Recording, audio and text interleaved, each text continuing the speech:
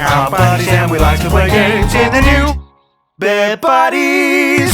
Hello! Welcome back to Bear Buddies! Today, we're going to be playing some more Banjo-Kazooie. We've only got 53 more jiggies to go, I think, before the final boss. Wow. So, we're going to be... We've got like 5 more sessions to go on Banjo, and then we'll be all done. No, of course, I tell a lie. For those of you who thought it was Groundhog Day, I'm just doing some extra shit, because why not? Why not? Why the fuck not? Exactly. Why not? I was hoping to do this before the episode started, but as Tom recently just found out, I was having the usual fun little setup woes with Elgato being a pain in the butt. Yeah. As it often is. In fact, I had a look on the Elgato support for HD and Windows 11, which Tom has, and still no change. Still no change. No. Exactly the same. It's like great, isn't it? Fuck all. So great. Thanks a lot, Elgato. Cheers for that support. In fact, can I use it? Yeah, exactly. I think they put out a thing a little while ago to say. It was like how it started and how it's going. You know that meme. Oh yeah. And it was how it started the Elgato Game Capture HD, and how it's going. It was like this epic gamer setup, and I was like, well, we're still using the game. Yeah. The Elgato HD. Where the fuck does that jigsaw go? There it goes. Right, cool. We're good. Just be fun if it worked with Windows 11. That would be fab. Exactly. Oh, fuck's sake. Because it's not that old, and no, exactly. And Windows 11 is what people are going to be using more often than not. Bingo. I can't imagine it would take that much work either to get it to work. But I don't know. I'm not a hardware or software developer, so I couldn't say for sure. But come on. We're fine. We're all good. We're playing time. That's all good. What do we got? Bonus 5. So I think I might have two more of these to go. You guys don't even need to fucking watch these, but I just wanted to do these anyway. Oh no, it's getting tricky. Oh god, they're turning the puzzles upside down. Forgive my ignorance, but what's the point of doing these? Well, I'm glad you asked, Tom. There's a little surprise. That before we go and fight Grunty, right? Go and take us on a little adventure, and transform our being into something else from another world, maybe. Who knows? Wow. We'll just have to wait and see. But yeah, anyway, enough of that bollocks. What have you been up to, Tom? You released a film recently. Why don't we talk about that? Yeah, made a little short film. If you want to go check it out, I know Neoblade went over and had a watch. Nice. Yeah, it was just a short film I made about some people making a film. It's great. It's great. It's very, very funny. I made it with a group of people. It wasn't all me. Who did you all kind of like direct it together, or was there one director, or how did the process work? Spill the beans. It was kind of initially pitched by like 2 people in the group. Who were if you've seen it, the groundskeeper and the major. Okay. And then we kind of started filming it, or started making the film, and thought that it was supposed to be a slapstick murder mystery, but we thought it might be funnier if it was like a documentary about trying to make it terrible. Because I think we realised the more that you lean into the like slapstick murder mystery thing, it's like, well, we're just making it raises a lot of like questions and issues, and not issues, but it's like, well, then we're just making a slapstick thing, and which would be fine, but I don't know, it just feels a bit sure done, maybe, I don't know. Oh, absolutely, yeah. So we made a making of instead, And I kind of co-wrote it, but it was like How did the writing process work? Was it heavily scripted, or did you just sort of make it up? No, on the spot, kind of. We had some bits filmed that we wanted of the actual film. Okay. That were obviously really like goofy because it was a kind of slapstick version. So I've completely forgotten your question. That's all right. I was talking about the writing process and like. Thank you. Sorry. Was it improvised? Yeah. So we had we had these shots already of the actual film that we initially set out to make at the start of the process, but then I kind of wrote like a skeleton script. It was like, I need you to say things along these lines, and then people. Okay. But I was like, but also ad lib. As long as this point is kind of gotten across, then you can kind of ad lib around that. Like, there's a really great line that, like for example, that there's a bit that the director says in his. Oh no! Sorry, you guys. Tough luck, guys. Back to the beginning. Shit. Sorry, carry on. You're taking this episode well. Like there's a bit at the beginning where the director is talking to the camera about the film, who also plays the groundskeeper, and it was kind of like I wrote him a script, and I was like, basically all you really need to say is that you really love murder mysteries, and that you wanted to make something along the lines of Agatha Christie.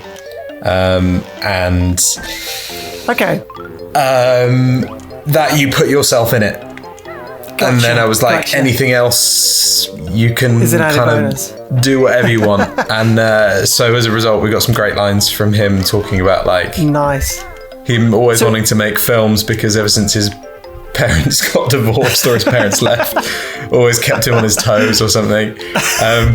So it was like a happy medium of half improv, half. Sure. Okay. That sounds like a good way of doing it. Like sort of essentially like try lots of stuff and then put it together in the editing suite. Because you edited it, is that right?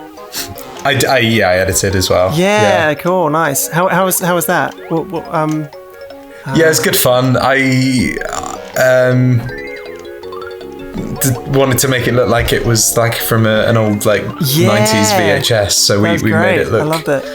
Super old, and I really love that. Like I think my favorite part about that is like all the inconsistencies, because people talk about like modern references, and there's like like modern cameras and stuff like that, and we had one shot where someone's iPhone was ringing and that didn't get used in the end because there wasn't space for it, but so it was quite fun. It was really not again. I'm gonna have to give this one more go. If I can't do this time, then no, we'll give up. This is a really hard puzzle. Hard puzzle. But anyway, you thought this was going to be the last episode, didn't you? Yeah, I actually did. I thought this was going to be the last episode as well, but apparently not. Who knows? But yeah, it was also an absolute bitch to edit because everyone was I mean, I think it would have been funny had it been fully scripted anyway, but because it was half improv, half scripted. Yeah. It's just we were just really cracking up. Well, how much footage did you get overall? Was it quite a lot to wade through? God, I don't know, but I think it was a lot. We were worried we weren't going to have enough because it needed to be somewhere between 7 to 9 minutes, and I think we probably ended up with about half an hour's worth of footage.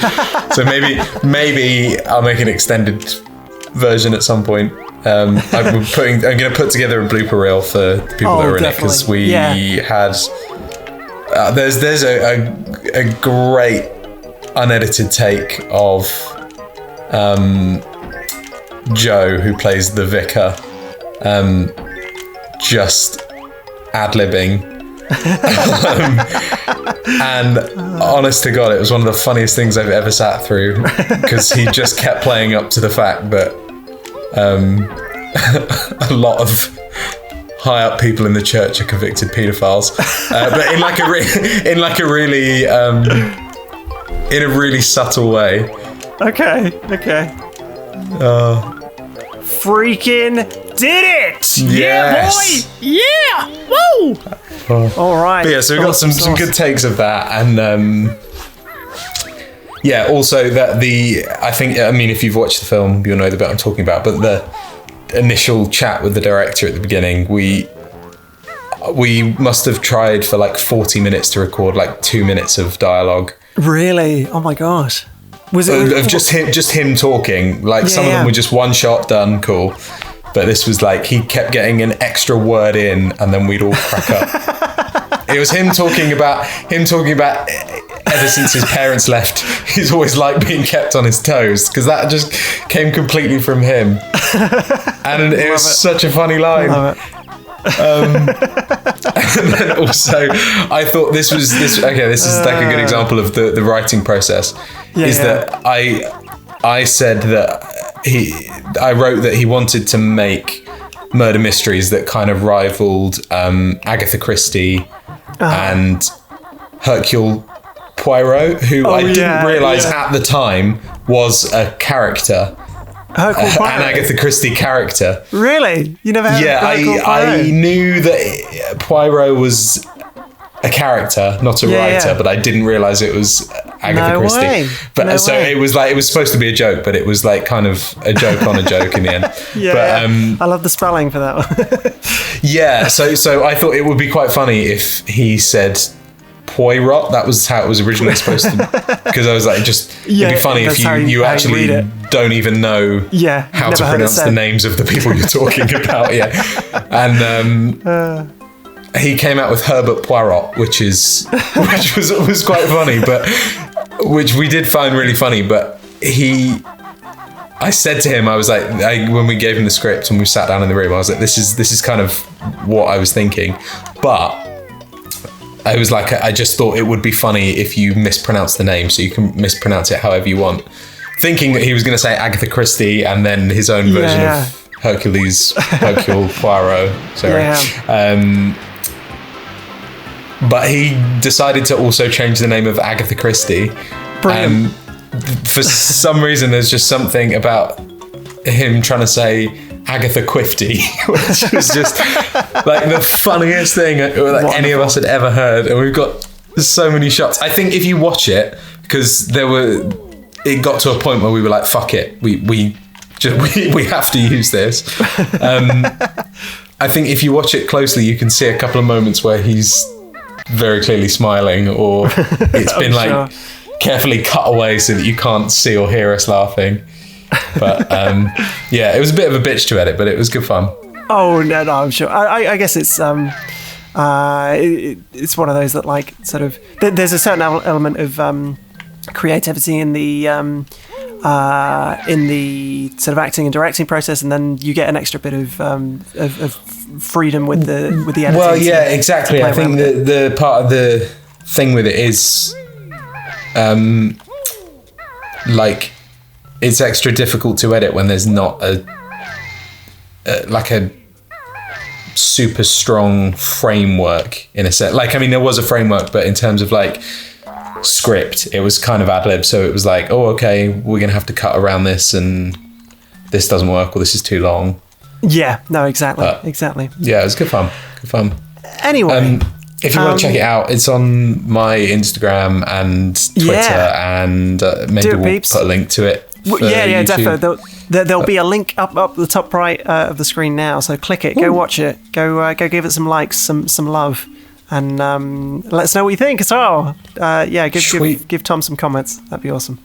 But yeah, why don't you guys join us next time, and you'll be finding out what we're going to be fighting the final boss as. See you guys next week.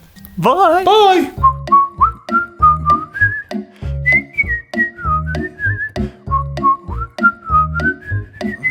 ever since our subscribers left, we've always liked being kept on our toes here at Bear Buddies.